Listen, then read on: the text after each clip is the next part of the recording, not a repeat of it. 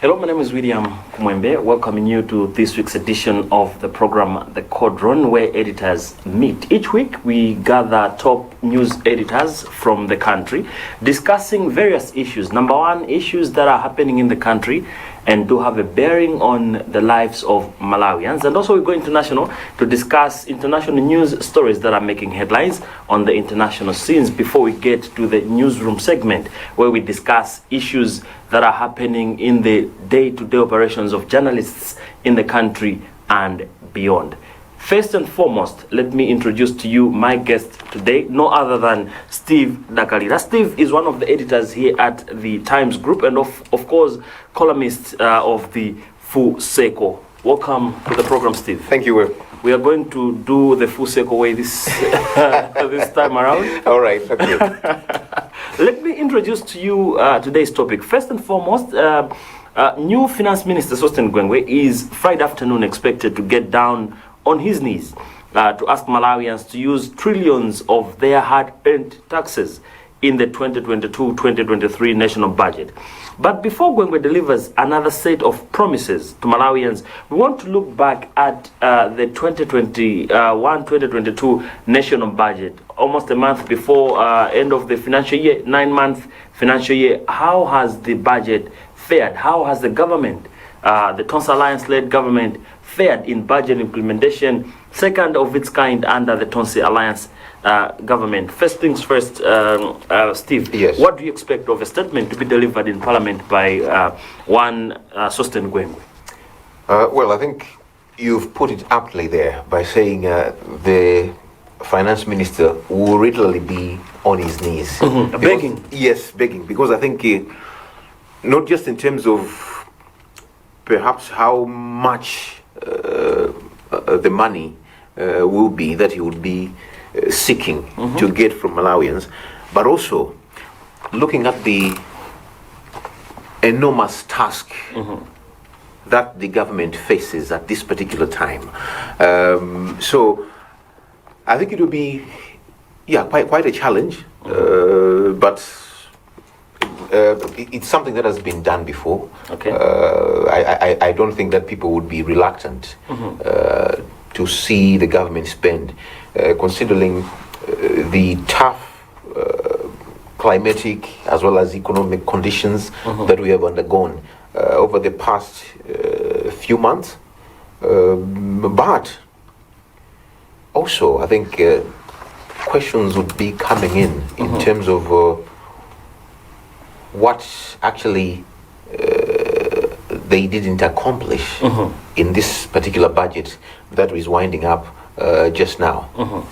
Because people would want to know. You came with a lot of promises, a number of promises that you made to improve service delivery.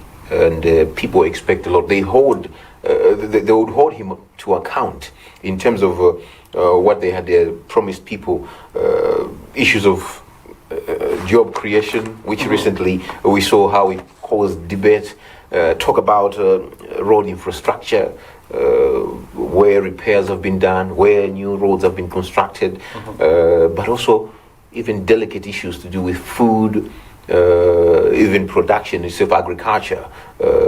We have seen how even implementation of the Affordable Input Program, AIP, has been turbulent this particular season. So these will be some of the issues, some of the highlights that maybe people would look at with a microscopic view.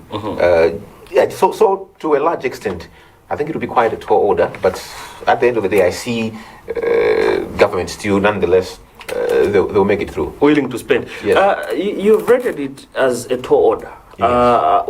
We've been speaking to some economic and financial experts who are saying the new finance minister would have to walk on a tightrope. Yes. There will be some level of delicate balance in formulating the coming budget. We want to look at expectation. We are coming from a history where for years now, each and every financial year we've had a budget with a yawning deficit. Not excluding the current budget.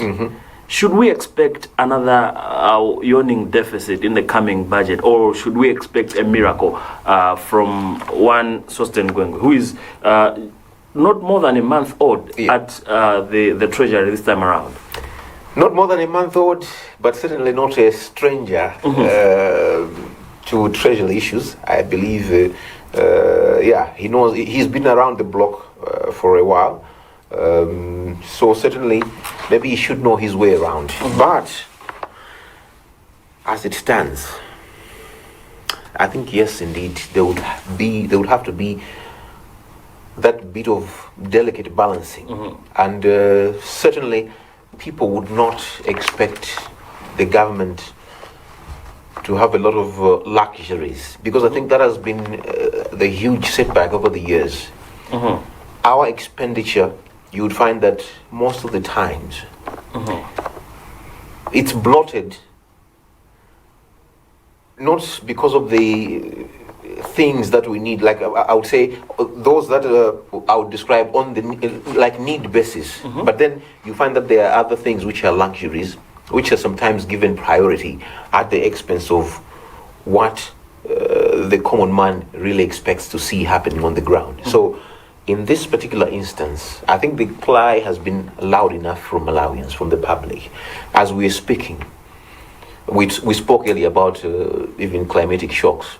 People are struggling. Regularly, homes submerged in water, crops that have been destroyed.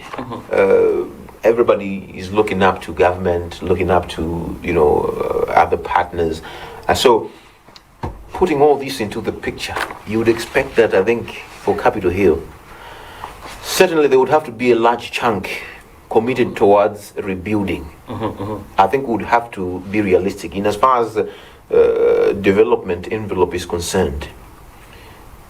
There would have to be a considerable allocation to make sure that at least we make places that have been destroyed habitable for people. Those roads that have been cut off, probably they would need to be repaired.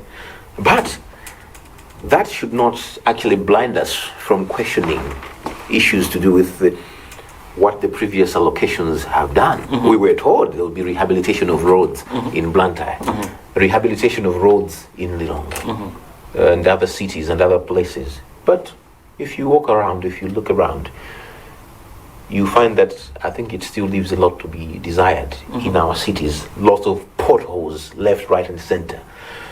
And then you wonder, what about all those 8 billions, 9 billions, 10 billion kwachas which were being allocated? What have they used them for? Yeah. We will examine the 2021-2022 national budget in a moment. Yes. But still maybe deliberately forward-looking. Let's look at the risks and the pressure facing the next budget, possible risks and pressure. We are operating at a time when there has been continuous expenditure overruns, government spending beyond its means. Certainly. On the other side of the equation, we've noted thin revenue correction, the country being unable to correct enough resources that it can run. At the same time, we've noted drought of direct budget support for years now. What does this portray of the situation of the national budget in this country? Simply critical. I think that would be the best way to put it.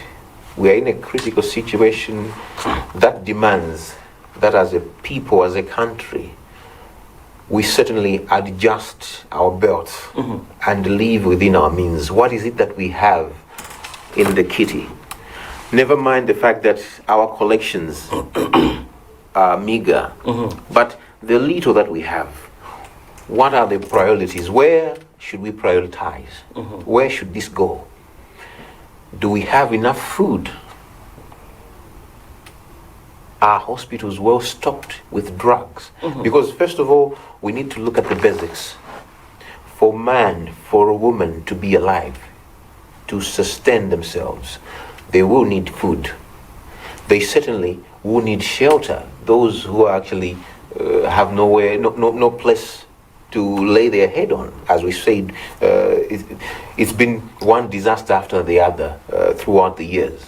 So these are things that we need to look at.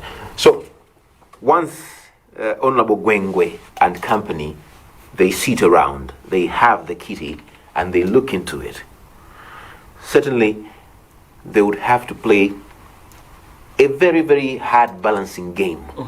But one would still wonder, Steve, Yes.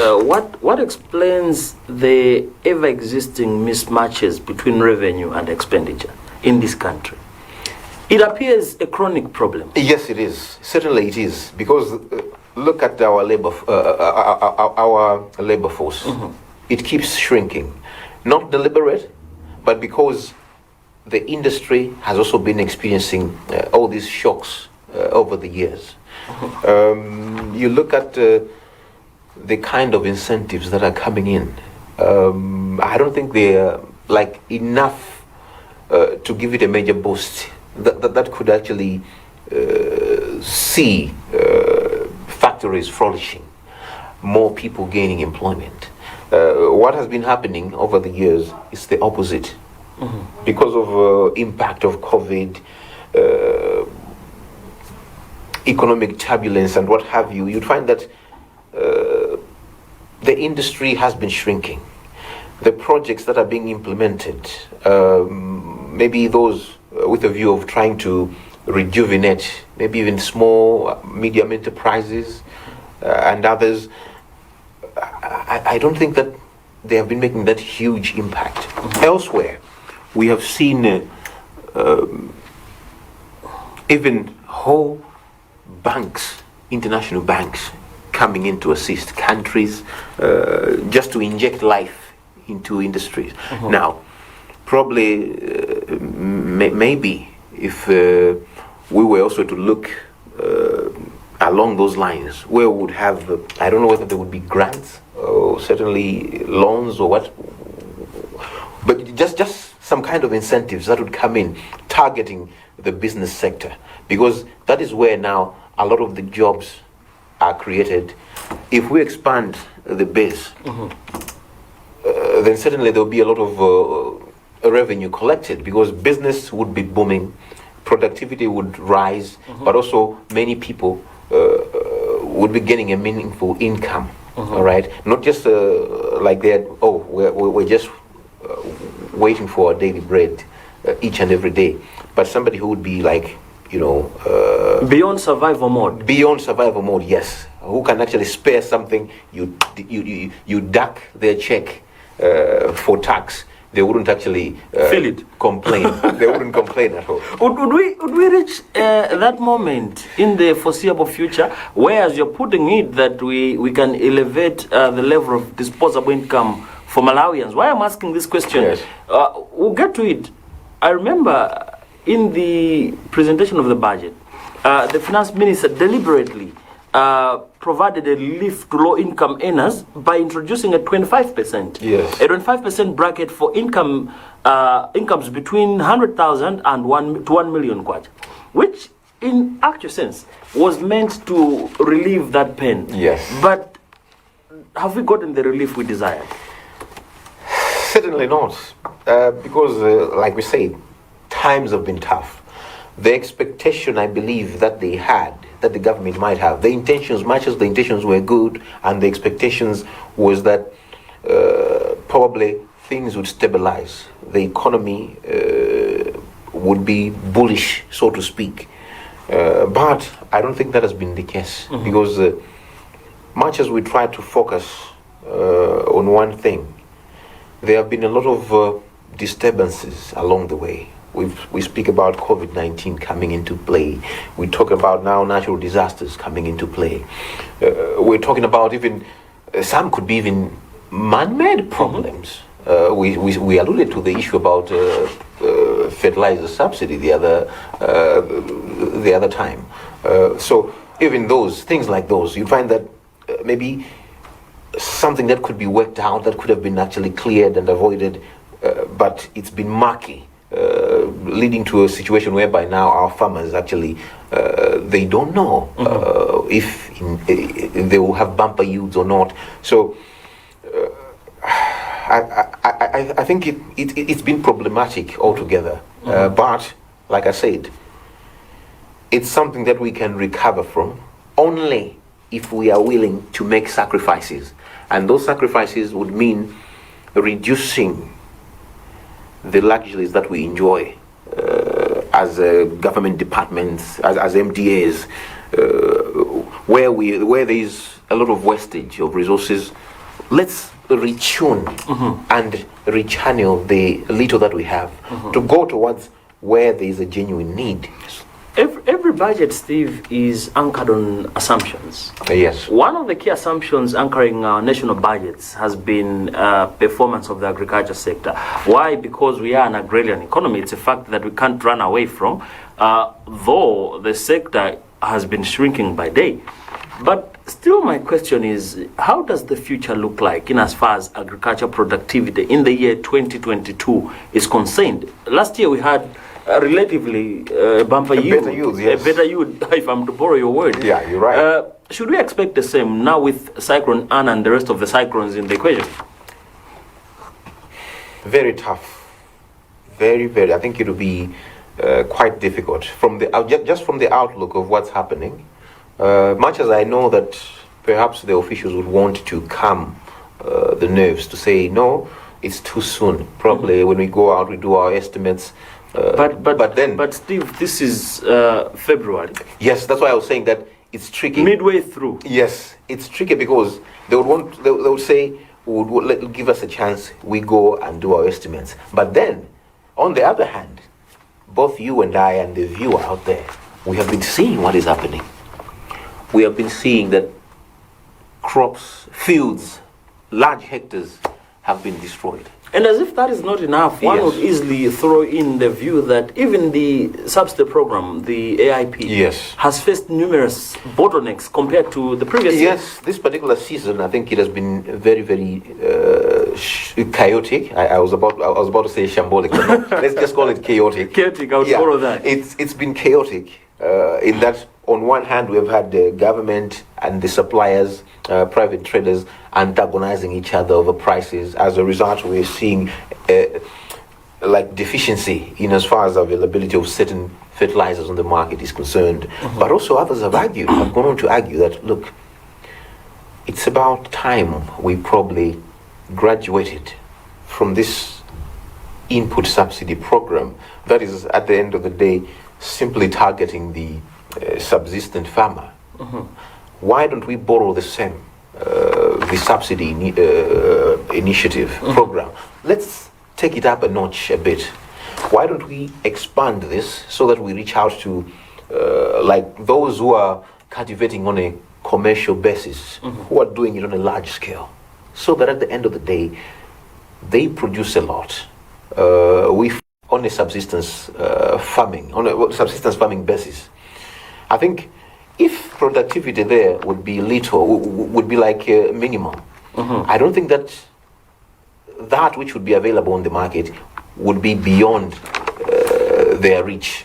Yeah, since it would be produced at a greater scale. I think instead of buying it at 15,000, you might be available at 5,000 kwacha, which many would afford, as opposed to concentrating on the very same pockets that we keep sharing the subsidy inputs to, and at the end of the day, not many are also utilizing it because of the situation that they are in. Others would say, okay, I would rather sell the bags,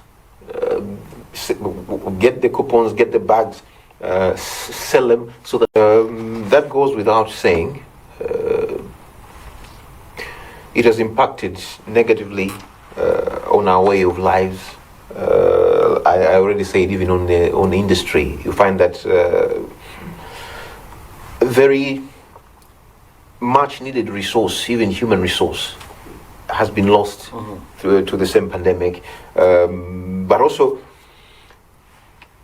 perhaps money or indeed available resources that could have been committed to certain programs, they ended up being diverted towards the same, Whether they've been utilized well or indeed somebody has mismanaged, that's a story for another day. But you would find that also the emergence of COVID, it has put a strain on available resources because it's been like there has been emergency response in as far as the pandemic is concerned, whereby a wave has actually erupted. You've seen how government has moved left, right, and center, trying to organize resources.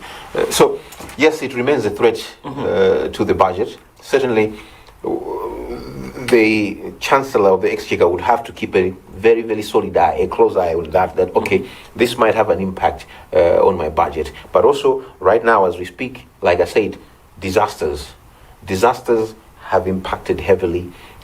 So that's also one area that will eat so much into the purse, the government purse. Let us now examine the 2021-2022 national budget, Steve.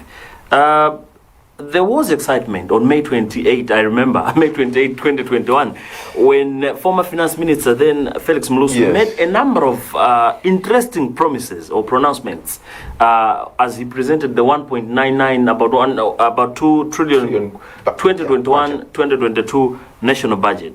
Among others, the then Finance Minister promised Malawians free electricity and water connections in the 2021-2022 financial year, which ends on March 31, by the way. And this we haven't seen happening. A critical look at the situation on the ground has revealed that government did not implement the free water and electricity connection in the financial year, with promises to start implementing the same next financial year. What do you make of that, Steve?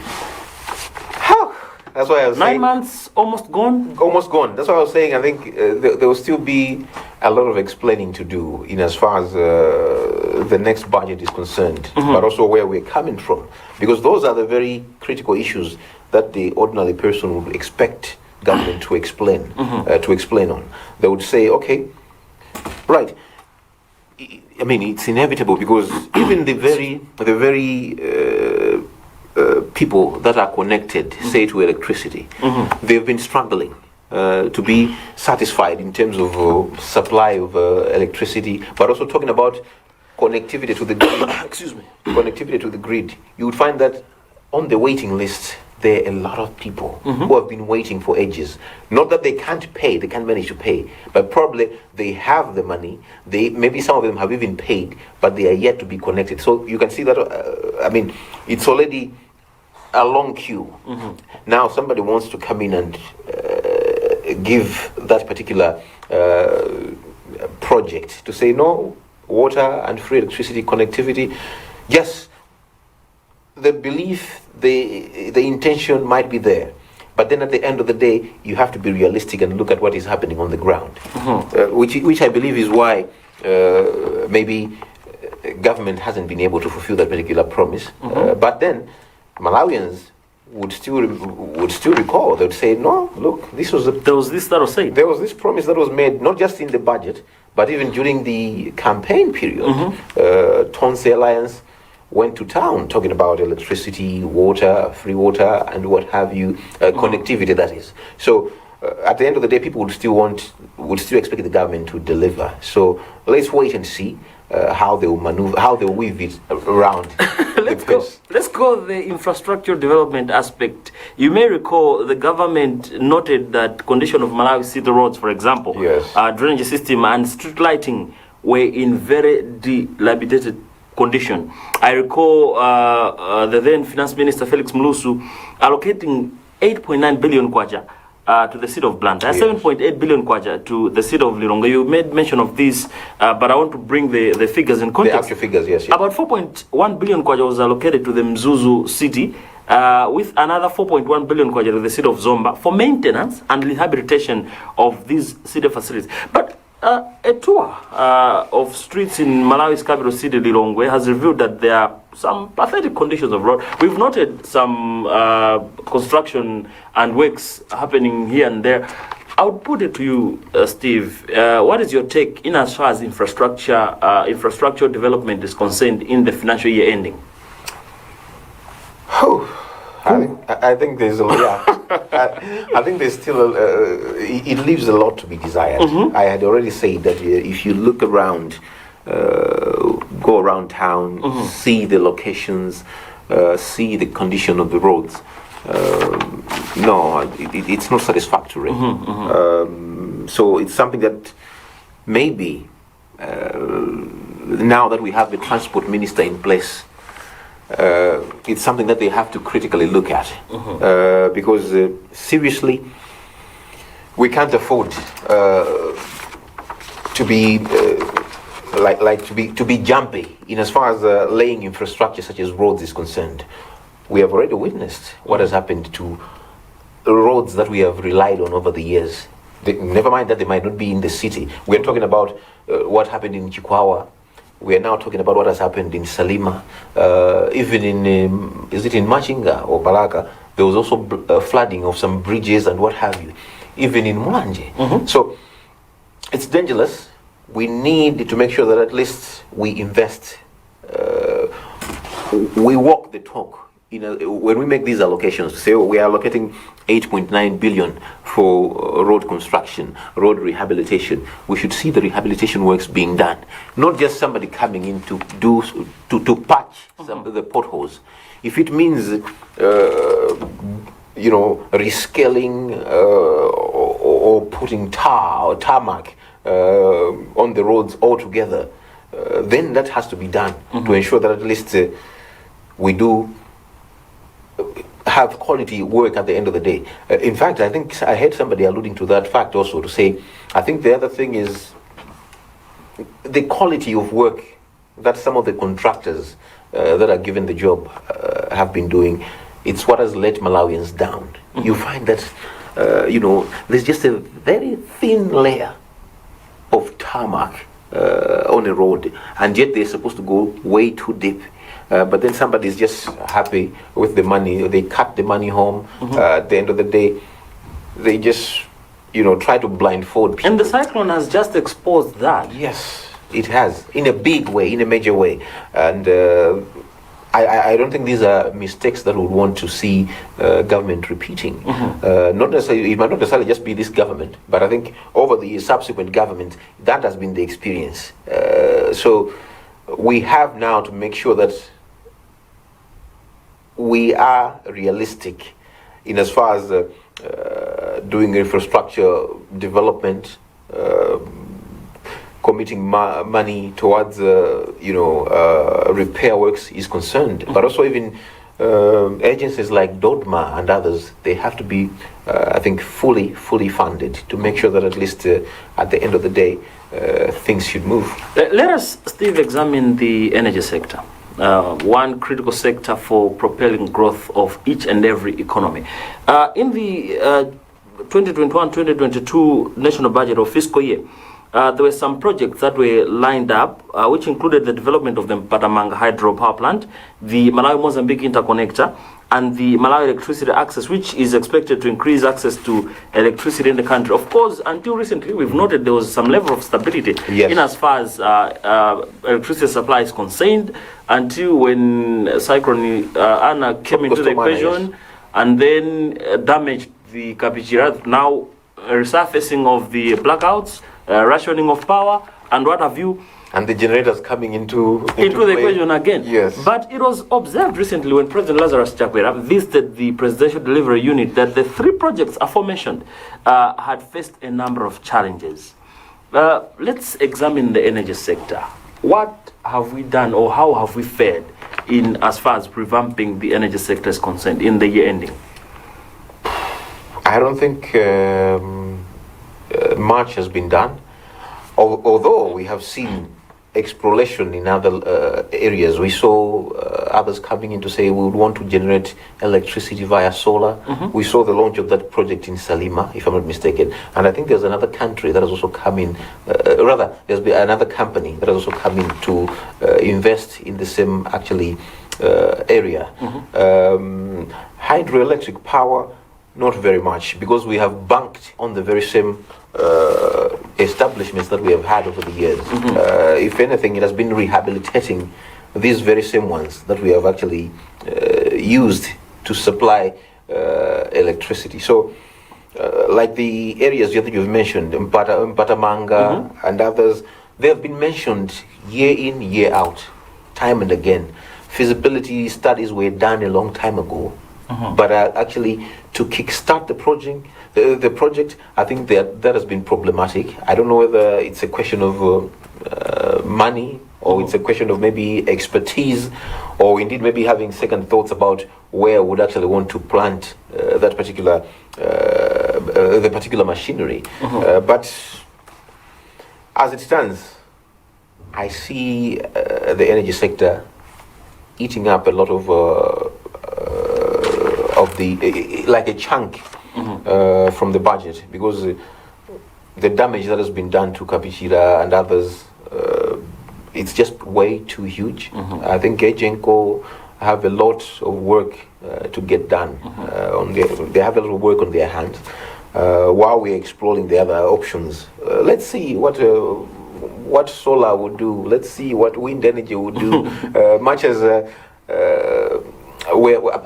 not many are excited, because you look at the megawatts maybe that will come from there, and you compare with the demand that is there. I think that's where the worry actually comes in. I wish, Steve, we had all the time to examine at most each and every sector of the economy, health sector, education sector, critical sectors that needs ultimate attention every time a budget is being presented. But I would still put you on a tight spot, Steve. Yes. If you were to score the budget performance, 2021-2022 national budget, on the rank of 0 to 10, 0 being chaotic and 10 being the finest. 0 to 10. I would say let's give it a 6. A 6? 6 out of 10. 60%? Yes. Okay. I think maybe to a large extent. Would you justify your qualification? No, why I'm saying 60%, to a large extent, the commitment has been there, government wanting to do things that it had set out to do. But then, nature having its own course to come and actually to divert circumstances, to divert the course. But the others, like I said, could have been maybe better planning, better handling. We could have seen a lot of fruits from the likes of agriculture subsidies, health sector, health delivery. I mean, we have had partners in the health sector for many years coming in to assist government, and certainly, aside from the pandemic, from the COVID-19 pandemic, I think even the other services, they could have improved we could have done better. Would we be fair if we say the new finance minister is in for a tough ride, or it would be an overstatement? Certainly, I think what a welcome for Honorable Sostin Gwengwe, because he has bigger shoes to fill. Looking at the tasks that is before him, so I wouldn't envy. I wouldn't. Much as you wouldn't envy it, but last but not least, if we had to be a little hypothetical, you get a phone call from the Honorable Minister a few hours before he presents the national budget, and he asks you, Steve, I want your advice. What would you say? Stick to the need basis. Give the people what it is that they want, what it is they need. Do not give people what they want. Wow. Give them what they need. Do not give people what they want, but what they need. It should be on a need basis. But also, most importantly, it's not just about the people. Because at the end of the day, a lot of spending is happening at Capitol Hill. Like I said earlier, so much unnecessary expenses that are being accrued there. Let us be realistic. Let us now think about Malawians, the ones who give you people the votes with their expectations. People are suffering. People are having a rough time. Therefore, why don't we for a moment forget about the luxuries that you're enjoying there at the Capitol Hill and come down to earth, meet that ordinary person on the ground to say, if indeed what we need is a lot of maize, then let's get the maize and have it delivered to the person.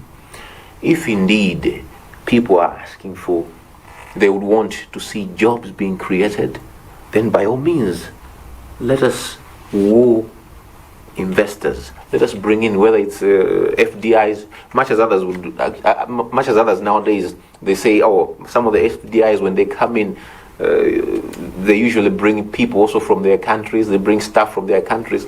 No, let's invite let's win foreign direct investment. Let's see if we can establish even own local industry, support local industry. We have a lot of groups. I mean, groups like, what was it, NASME? They call it NASME or something. They used to be so active back then. Whatever happened to one village, one product concept of? We are seeing a lot of small and medium enterprise and entrepreneurs coming up through a lot of incubation projects, but they shouldn't be just like experiments. There should be a lot of commitment of support. These are maybe in this time where actually job scarcity continues. Maybe that's the only way we can create actually those much needed jobs that maybe we might be struggling to actually justify or indeed to show to Malawians. Certainly, you support these small scale industries. At the end of the day, you find they'll make a difference. Oh, what philosophical but packed counsel. Steve, let's break a little bit, and then when we get back, we'll look at the role of the media in tracking national budgets like this. All right. That's when we get back inside the Cauldron.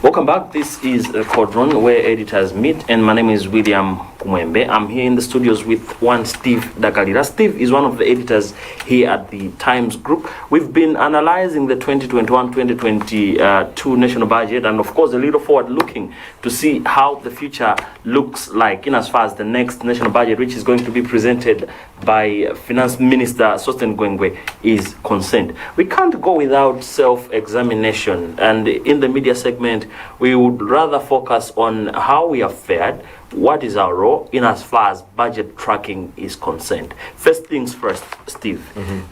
We call ourselves, or we are touted to be, the fourth arm of the government. Yes. The fourth estate. Our role, critical as it might be, providing checks and balances to the government, all arms of the government, one of which is tracking the national budget. How have we fared in the financial year ending? Self-assessment is one of the most difficult things. Very, very difficult. Very difficult. But you are already facing the camera, so yes. But I mean, yeah, certainly we just have to face it. Okay. I think we can do better. We can do better. We have done it. We've done a commendable job, because I think the media is usually the first to blow the whistle whenever maybe there are elements of funds being abused, or indeed if funds are being diverted and what have you. Media is we're always there to raise the red flag. But I think with a lot of support, maybe to build capacity, but also even giving the media special projects, because the other thing is, you look at the media and then you just leave them to their toys. Say, oh, it's part of their job, it's what they do. No, but sometimes just to deliberately come in and say, okay, here we are, you are Malawi media, you guys, it's local media. Instead of us just committing this money to to say this is the money that we want to see going towards water, sanitation, this money going towards forestry and what have you. Here we have a chunk deliberately set for you guys. Whatever it is that you need, we'll give it to you. You can be monitoring 24/7, and then we utilize that particular vehicle that is made available. I mean, they just have to dangle sometimes, deliberately. Who are they? Oh, they could be. It could be government itself. Through the projects that they're implementing. Maybe you'll say, we are doing road rehabilitation projects. Why don't we have a component to say, okay, we would want the media to monitor what we're doing in as far as roads is concerned. Because there's usually a confusion. To monitor and to cover, they are two different issues. Okay. Yeah, because usually, instead of setting something that, okay, here it is, you can monitor and critique. That's what we would want the media to do. But certainly you'd find that if somebody, when they set aside, okay, this is for a media component, usually they'll say, oh, this is to go for coverage. Okay. When they come, we are launching a road. And some photo shoots? And some photos, yes, things like those. No. We need to move beyond that. You can say, okay, we have this particular large chunk. Can we have a bit of proposals from you? How simple or otherwise is it to track a national budget from the media perspective? It's 50-50. 50-50. Yeah, because you can either get it right or you can get it wrong. You can get it right if you pay close attention. You have the figures, because tomorrow, once the figures are given, that particular document, that is your Bible. You can see how much has been allocated and allocated where. How is that particular money being utilized? Is it really going towards what it was meant to go, where it was meant to go? Because if you lose track, when you move, you just dash for a moment, you dart your eyes for a moment, you find that maybe that particular allocation has disappeared. Not that it has disappeared from Parliament, but somebody down there has actually diverted it or used it somewhere else. Maybe they've put up a mansion somewhere. So as a media, you have to be very careful. These are the small things that you pick on. Have the authorities been forthcoming to provide the necessary information? I'm asking this in context of the Access to Information Law. Or have we been demanding for such? Yeah, the demand has always been there, but I think not many have been willing, or I should say not many have been coming out to willingly give the information. Why? I think it's because of that old attitude that has been there for years. People thinking, oh no, this is a privilege, this is meant for the domain of ABCD. But no, it's straight and simple. Access to information law makes it mandatory to make sure that everybody has the information at their disposal, be it at the district council level, be it at the Capitol Hill level, or wherever it is. So until it is instilled in each and every one, I think that component, that element of mindset change that has been talked about for a long time, it needs to be actually instilled in many of the offices that we have. Then we'll start seeing tremendous change. Maybe also even those information officers who are there, maybe they can make the job easier by breaking the barriers that have been there. Lastly but not least, Steve, would you score yourself, not you as an individual, but the media at large, in as far as budget tracking is concerned, on the very same scale that we scored the national budget performance? How have we fared as the media in as far as tracking the budget implementation, document by document, allocation by allocation is concerned, on a scale of 0 to 10, 0 being the worst, and 10 the finest? The finest. I'm very stingy when it comes to awarding marks, but self-assessment is yes. I'm normally stingy, so 70 would do. Oh, wow, 70 would do, because I'm leaving out the other 30 because, like I said, there have been unavoidable circumstances, happenings in Malawi that have disturbed the normal flow of business, where maybe you could have concentrated on tracking something, on one element, one thing, you'd find that you are pulled in a whole different direction. So, government 60% implementation, in as far as implementation of budget is concerned. Us as a media tracking 70%. Wow, thank you so very much, Steve. But before we go, Yes. what should we expect on the Full Circle this weekend? I think we're delving into the world of politics. Okay. Lots of interesting developments in Parliament, outside Parliament, some political parties. I think they have been pulling in one or two directions. So I think it makes for an interesting read, much as people maybe might be bored, but certainly these are things that we need to address, that if we are to start now developing our country, moving the nation forward, then even the systems, the political systems, the parties that we have, I think they can do better. They should be inspiring people. We can't wait to grab the Malawi news this weekend, precisely to read the Full Circle, the award-winning Full Circle, by the way. Thank you so much once again. Steve Dagalira is one of the editors here at the Times Group, and this is how we wrap up today's edition of the program, The Cauldron, where editors meet. Many thanks to all production team, everyone behind the production system of the program. My name is William Kumwembe. Bye for now.